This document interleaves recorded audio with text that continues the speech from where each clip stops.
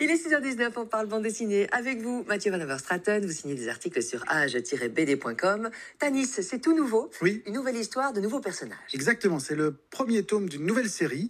Je ne sais pas si vous aimez les histoires qui se déroulent dans l'Égypte ancienne. Oui. Hein, généralement, ça marche bien au cinéma, en littérature, tout ça.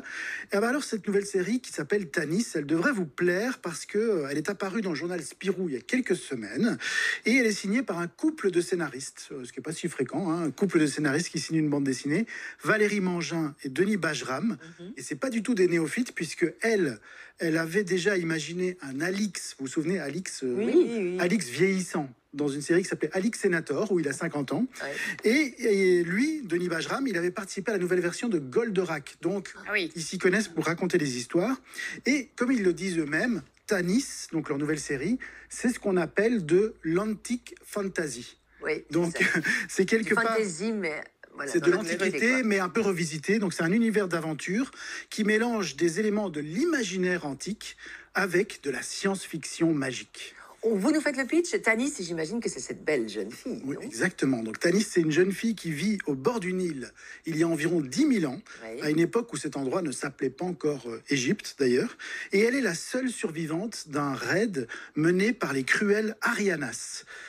Alors qu'elle n'était encore qu'un bébé, tout son peuple a été massacré.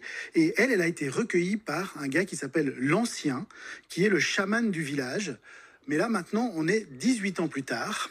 Et le village continue, en fait, à se méfier de Tanis. Alors, pourquoi est-ce qu'il se méfie d'elle ? D'une part, parce qu'elle a été recueillie dans des conditions un peu dramatiques. Et d'autre part, parce qu'elle a des cheveux blancs.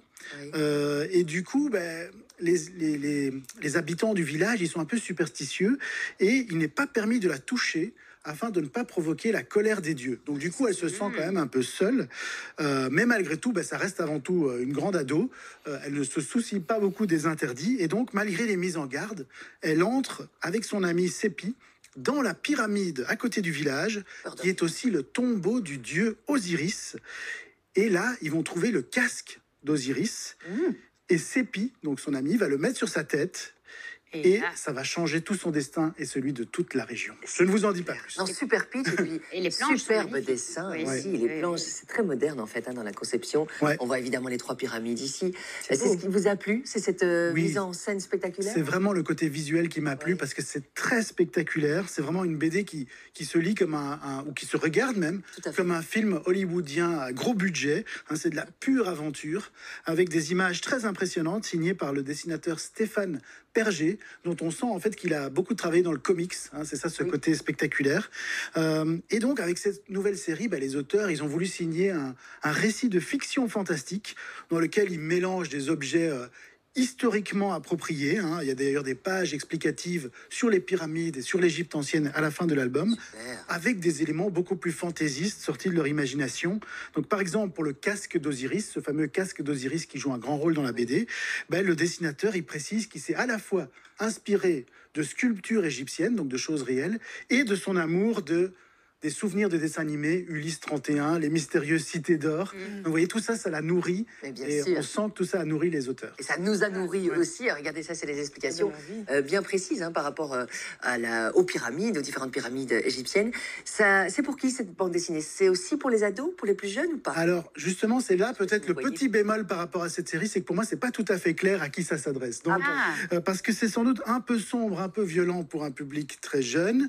C'est sans doute un tout petit peu manichéen pour un public plus adulte, mais en tout cas, je pense qu'en tout cas, les adolescents devraient adorer cette série.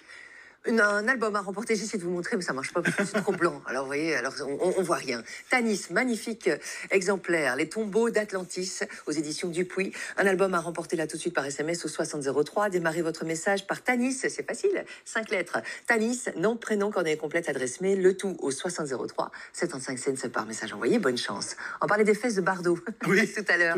Oui. C'est le nom du nouvel album. Exactement. Donc, vous allez voir, c'est un prétexte évidemment, mais tout part d'une photo des fesses de Brigitte Bardot. Et on voit rien sur la couverture, je vous rassure.